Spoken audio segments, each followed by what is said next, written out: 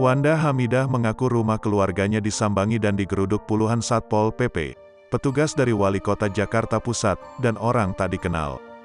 Menurut Wanda, petugas Satpol PP berusaha masuk ke rumah atas perintah Pemda Jakarta Pusat, untuk melakukan penggusuran dengan mengambil barang di rumah untuk disita.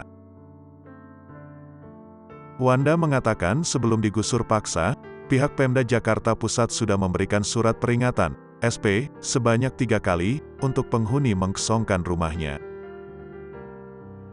Terus sekarang listrik rumah ini dimatikan. Kami mau mengepak barang-barang gimana, tambahnya. Aksi pemutusan listrik pun diduga Wanda bertujuan untuk keluarganya yang masih bersikeras tidak mengkosongkan, dibuat tidak betah.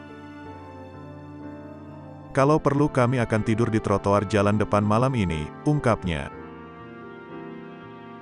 Wanda Hamidah memastikan dirinya bersama keluarga akan mendatangi Mabes Polri guna membuat laporan terhadap petugas Satpol PP. Sementara itu, pihak Wali Kota Jakarta Pusat melakukan aksi pengosongan paksa terhadap 5 rumah, yang 1 diantaranya milik keluarga Wanda Hamidah. Aksi pengosongan paksa tersebut setelah Wali Kota Jakarta Pusat memberikan SP3 kepada penghuni. Setelah tidak ada respon atau gugatan, pihaknya melakukan eksekusi.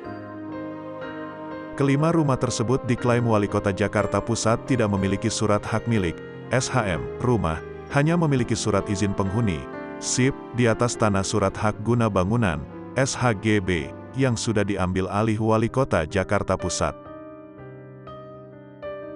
SIP kelima rumah tersebut disebut kontraknya sudah habis sejak tahun 2012.